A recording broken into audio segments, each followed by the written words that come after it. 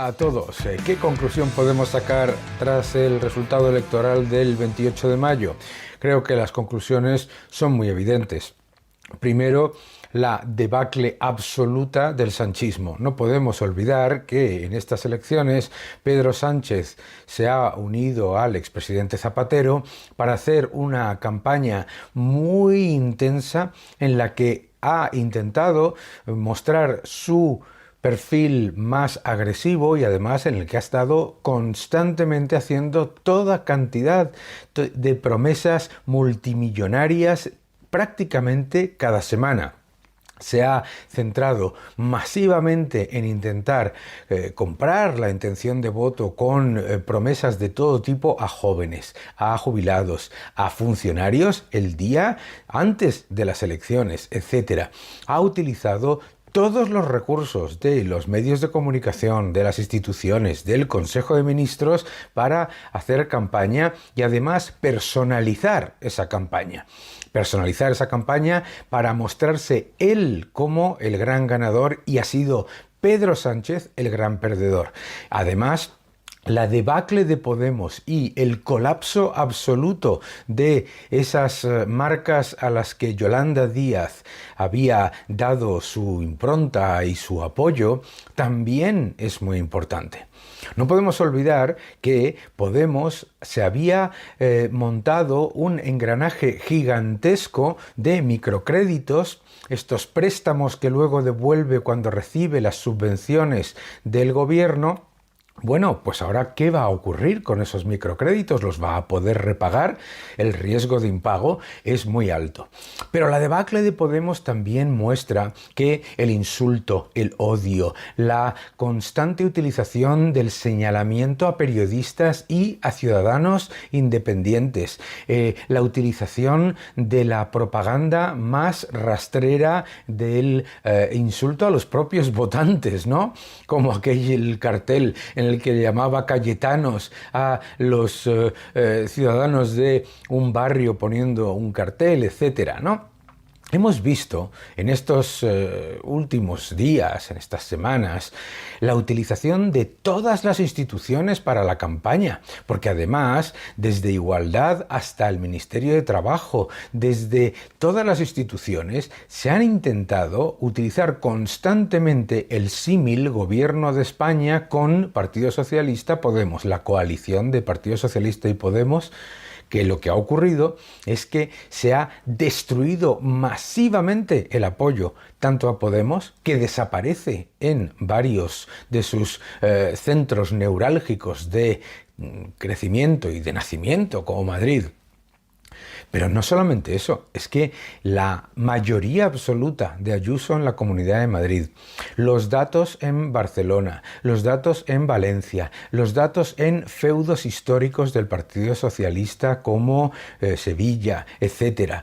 Es decir, estamos hablando de una debacle sin ningún tipo de paliativo. No existe ninguna forma de intentar interpretar estos datos como algo relativamente positivo. Es toda una respuesta de la ciudadanía en contra de una coalición que se ha dedicado a señalar periodistas, insultar empresas, atacar a los propietarios y amparar a los ocupas.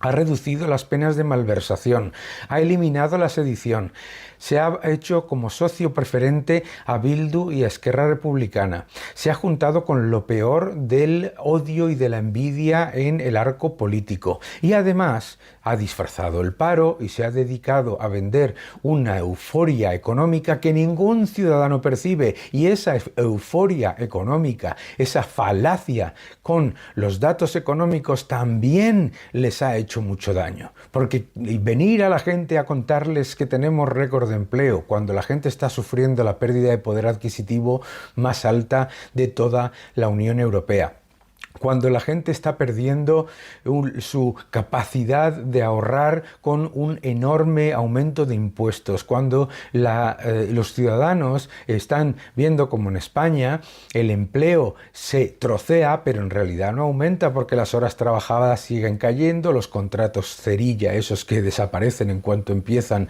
se disparan, etcétera. Lo que ha hecho este gobierno literalmente ha sido utilizar la propaganda, el maquillaje y la extorsión, porque en muchos casos lo que ha estado haciendo es extorsionar y atacar y amenazar a empresas, a periodistas, a profesionales.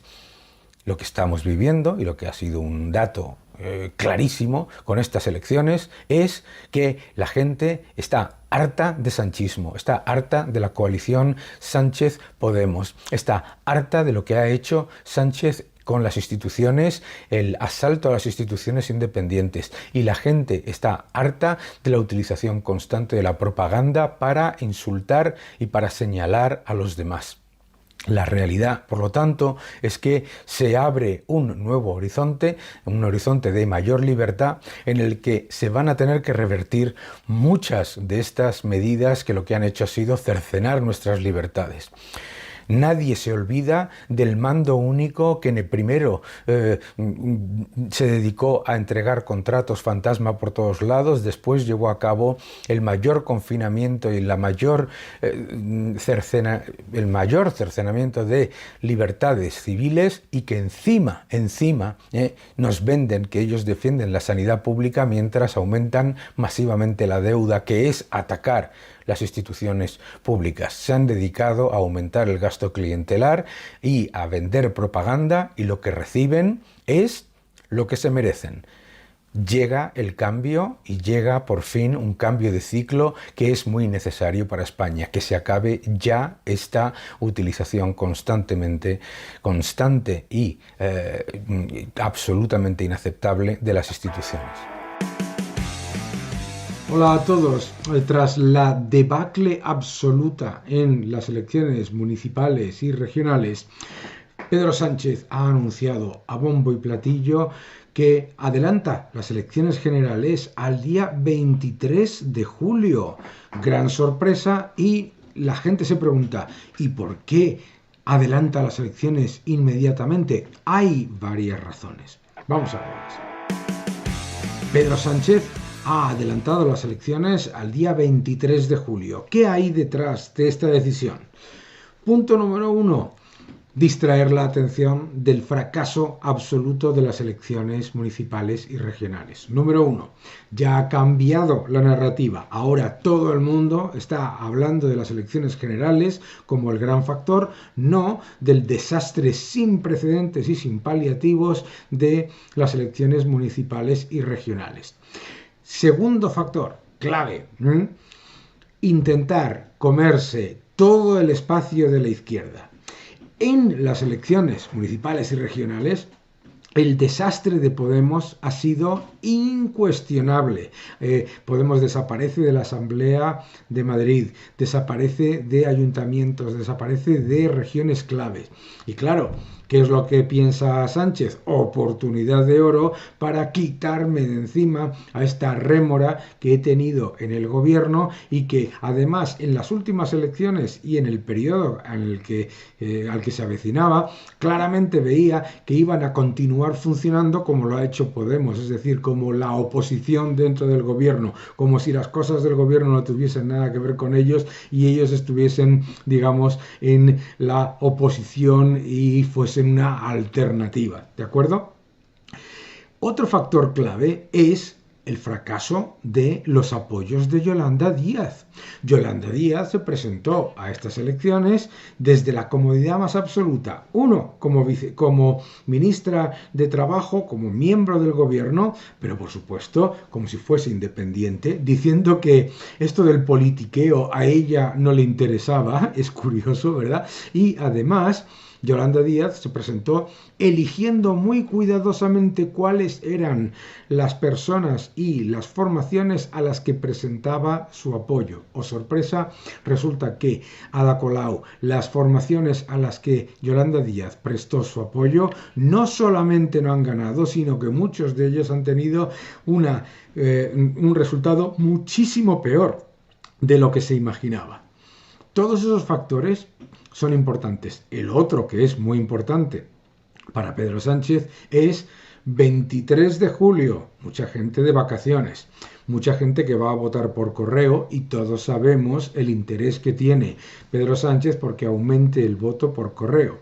Adicionalmente, va a utilizar el mensaje de que viene la derecha, la derechona, la malvada derecha, vienen los fascistas, viene el malvado Vox, viene el malvado Partido Popular y, oh sorpresa, claro, él va a continuar blanqueando a Bildu como el partido que a ellos les está ayudando a continuar con la agenda social. Se va a presentar como la víctima. Se va a presentar como la víctima de una coalición que no le deja gobernar como él querría, con esos enormes apoyos que tiene de los grandes dignatarios del mundo, y además se va a presentar como la alternativa progresista que tiene que aunar el voto, cuando la realidad es mucho más evidente. El sanchismo ha sido una vergüenza para España, para el Partido Socialista, para los votantes de todos los partidos y, lo que es peor, ha dejado España con las instituciones bajo cuestión y con una recuperación económica que es un desastre. Pero empecemos por las instituciones. Ha tomado las instituciones como si fuesen suyas. Ha utilizado todos los engranajes del Estado para su propio beneficio. El partido y, por supuesto, el gobierno, los ministerios. Ha tomado el control del CIS, de la Fiscalía, de los organismos independientes, hasta la Comisión Nacional del Mercado de Valores. Ha utilizado el gobierno para atacar a empresas, para introducir la envidia, el odio, el señalamiento a periodistas y la destrucción de personalidad de todos aquellos que no le apoyaban incondicionalmente. Ha utilizado, por supuesto, el partido para su proyecto personal, convirtiendo lo que es claramente una ideología alrededor de sí mismo, el sanchismo, que es muy parecido al peronismo.